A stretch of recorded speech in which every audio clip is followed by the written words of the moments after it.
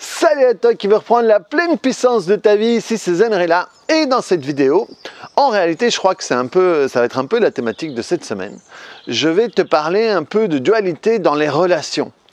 Et de toutes les manières dont on se sépare et on croit encore que notre état est dû à l'autre.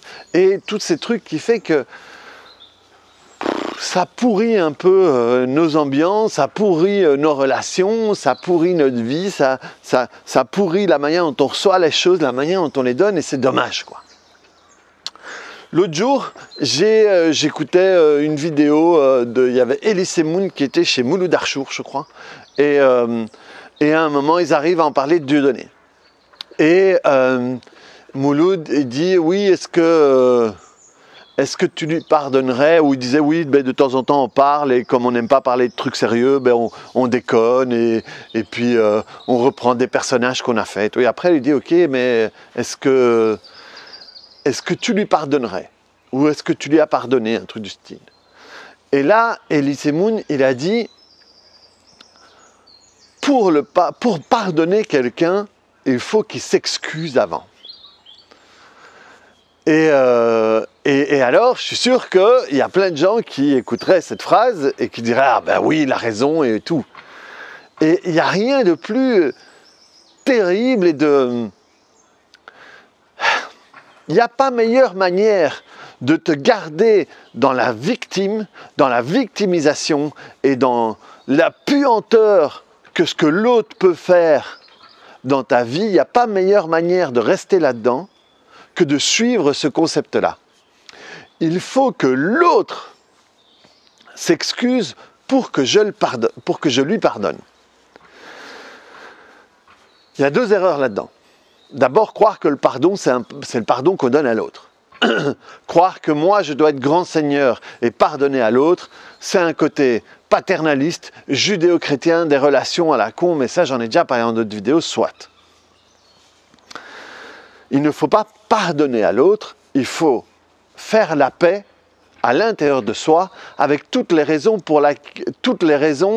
qui justifieraient le fait qu'on soit fâché avec l'autre. Et on ne le fait pas pour l'autre, on le fait pour soi, on le fait pour être en paix.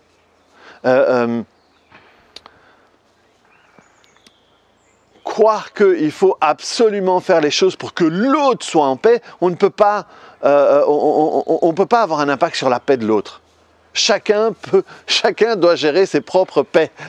Chacun doit s'occuper de sa paix. L'autre ne peut pas le faire à sa place. Et ensuite, il faut que l'autre s'excuse pour qu'on le pardonne. Tant que je ne pardonne pas à l'autre, ça veut dire que je suis fâché contre l'autre. Vous me suivez jusque-là, hein? Parce que si je ne suis plus fâché, comme je viens de le dire plus tôt, je n'ai plus à pardonner. Mais donc, tant que je ne pardonne pas à l'autre, en suivant ce processus-là, je suis fâché. Ça veut dire qu'à l'intérieur de moi, il y a des émotions, des sensations, des images, des pensées qui me font du mal, qui vont altérer ma paix, qui vont altérer ma bonne humeur, parce que dès que je vais me connecter, je vais me fâcher, puisque c'est vivant. Donc ça veut dire que l'autre m'a fait quelque chose, si je suis dans le précepte qu'il doit s'excuser, l'autre m'a fait quelque chose. Donc il m'a déjà fait du mal une fois. Non seulement il m'a fait du mal une fois, donc il s'est comporté comme un con, donc je ne devrais pas avoir, je ne sais pas moi, du respect ou quoi que ce soit pour lui. Hein? Non seulement il s'est déjà comporté comme un con, mais je mets le premier pas de ma guérison entre ses mains. Parce que je dois attendre qu'il s'excuse pour lui pardonner et donc pour être en paix avec ce que j'ai à l'intérieur de moi. C'est débile. C'est débile. C'est complètement débile. C'est perdre à chaque fois, quoi. Je perds au grattage, je perds au tirage, mais pourquoi continuer à jouer finalement? Et c'est ça qui est débile. L'autre n'a pas besoin de se pardonner, de s'excuser pour que moi je décide de faire la paix avec ce qui s'est passé à l'intérieur de moi. Si l'autre est un con et qu'il a envie d'être un con et qu'il a envie de continuer à me faire du mal, il suffit que je sois dans ce précepte-là. J'essaie de jouer un peu avec l'ombre. Et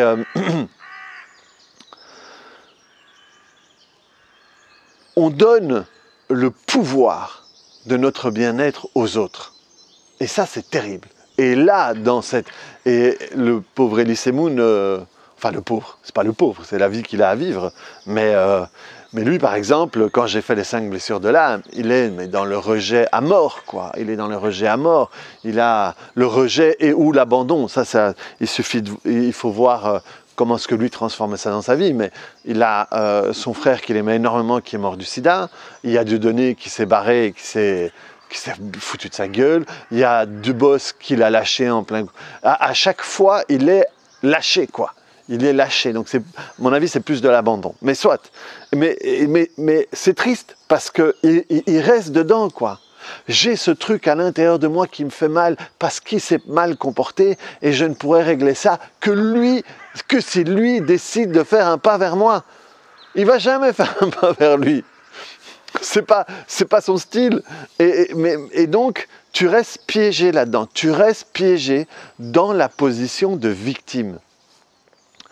Tu peux faire ce que tu veux de tes états. De la même manière, on pourrait prendre le truc à l'inverse. Si moi, j'ai pas envie de faire la paix, si j'ai envie de rester fâché, si j'ai envie de garder rancœur contre l'autre, il peut venir s'excuser. Et vous avez déjà vu ça plein de fois. Il peut s'excuser 50 fois et je peux très bien ne pas lui pardonner. Ça, c'est la preuve que pour faire la paix, je n'ai pas besoin que lui s'excuse. J'ai besoin que moi, je prenne la décision de faire la paix avec tout ça, en dépit de l'autre. Si ça se passe en même temps que l'autre, tant mieux. Mais en dépit de l'autre, j'ai le droit de décider ce que je vais faire avec ma paix intérieure ou pas. Je n'ai pas besoin que l'autre s'excuse, je n'ai pas besoin qu'il vienne. Non, c'est moi qui décide. Quel moment, de quelle manière. Et ça, c'est reprendre la pleine puissance de sa vie. C'est reprendre la puissance de nous qu'on va donner à l'un ou à l'autre. Si ici, Macron m'énerve, je peux toujours attendre qu'il vienne s'excuser. mais c'est à moi à faire la paix avec ça. Et ça, de nouveau, c'est ça dont je vous parlais, de la dualité dans les relations. Tout d'un coup, rester dans ce concept que c'est à cause de l'autre que je me sens comme ça. Et tant que l'autre ne fera pas quelque chose différemment, je vais continuer à me sentir comme ça. Cette position est une position de victime, est une position de douleur. Non seulement une position de victime et de douleur, mais c'est la meilleure manière de recréer avec d'autres personnes exactement le même modèle dans lequel vous êtes. Et la preuve, Elise Moon, il a recréé ce truc avec des trucs différents. Franck Dubosc n'a pas traîné avec des antisémites ou dit des trucs qu'il n'aimait pas sur ta religion ou quoi que ce soit. Mais il s'est quand même fait larguer. Et le truc, c'est ça. C'est qu'il va continuer à se faire larguer de la même manière qu'il s'est fait rejeter quand il reparlait à Dieudonné par Bruel, par Arthur et par tout ça, qui disait « mais enfin, machin ». Donc il est marqué de ça. Il est marqué de ça parce qu'il est en attente que l'autre change quelque chose pour lui. Et ça, c'est dommage. La dualité, c'est que tu penses que tu te sens mal à cause de l'autre et tu attends que l'autre fasse quelque chose pour arrêter de te sentir mal. Alors que c'est, en anglais on dit un inside job, c'est un boulot intérieur, quoi. C'est entre toi et toi. Et c'est ça qui va changer tout ça. Et on comprend tellement mal les relations. Et quand on travaille sur les relations, quand il y a quelqu'un qui vient chez moi, quand je faisais des séances pour me parler d'un problème relationnel, il veut passer toute l'heure d'anamnèse à me parler de l'autre. Parce qu'il croit que le problème, c'est l'autre. Il croit que c'est l'autre qui doit changer. Et le pire, chez les thérapeutes, quand ils rencontrent quelqu'un, ils te disent « Oui, est-ce que tu ne veux pas lui faire des séances parce qu'il y a des trucs à nettoyer ?» Et ils ne se rendent pas compte que si tu vas vers quelqu'un qui a des problèmes à nettoyer, c'est peut-être parce que toi aussi, tu as besoin de te mettre dans cette situation-là. Et donc, c'est vraiment... ça peut être facile à comprendre.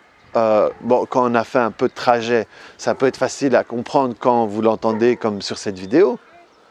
Mais ce qui est difficile, c'est l'intégrer. Ce qui est difficile, c'est vivre à travers ça.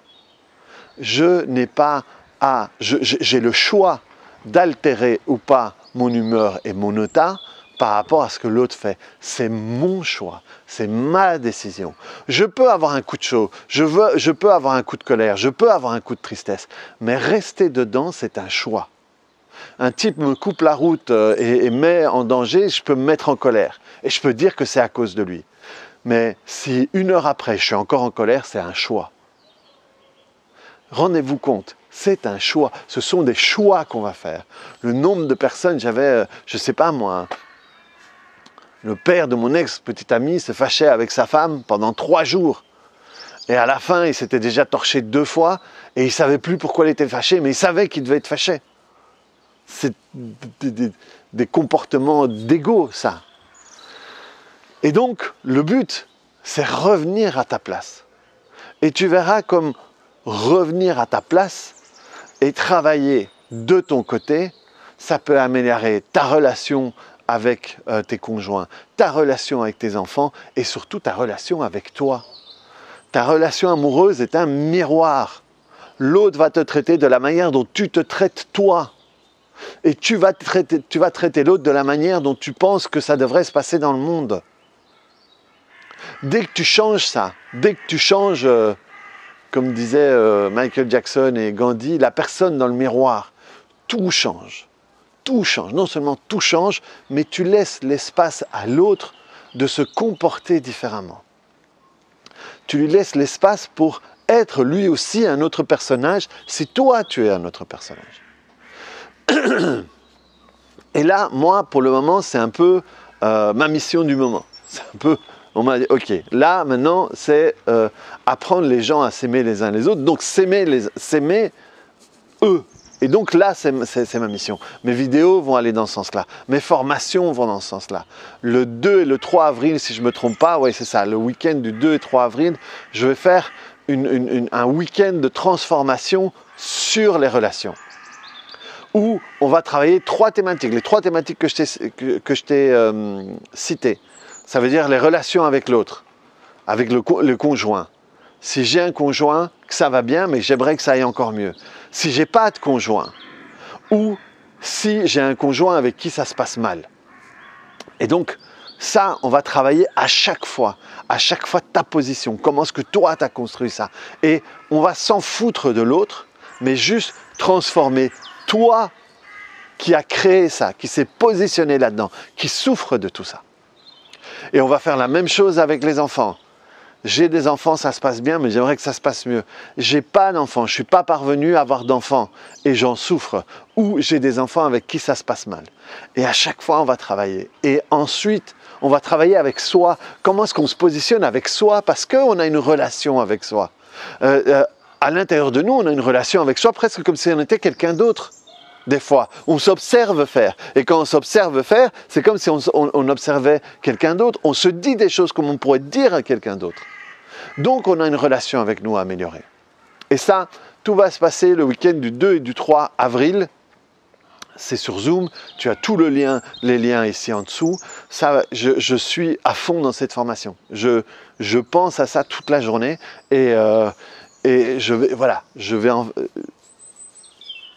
ça va déchirer.